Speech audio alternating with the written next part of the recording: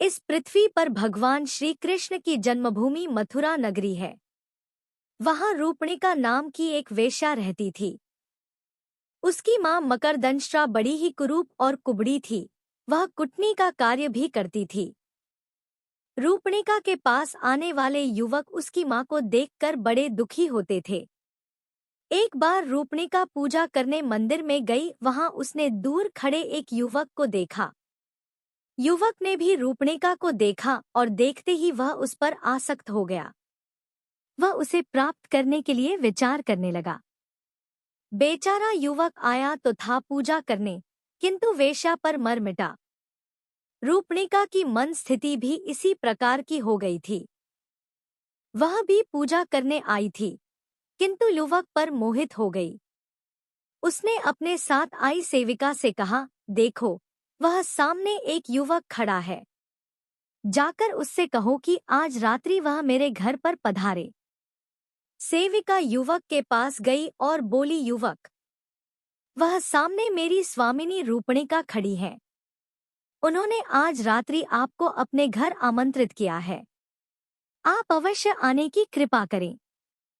यह सुनकर युवक बोला, मुझे इसमें कोई आपत्ति नहीं है, किंतु मैं लौहजंग नाम का एक निर्धन ब्राह्मण हूँ, जबकि रूपणिका के पास केवल धनवान ही जा सकते हैं।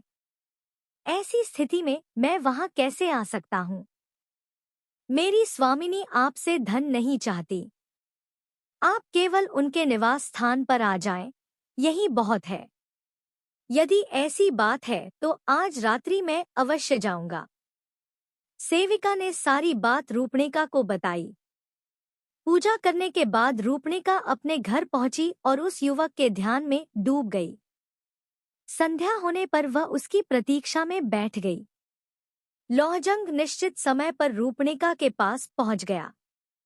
मकरदंष्ट्रा को बड़ा आश्चर्य हुआ, क्योंकि उसने रूपणिका को काफी समझा बुझाकर मंदिर भेजा था।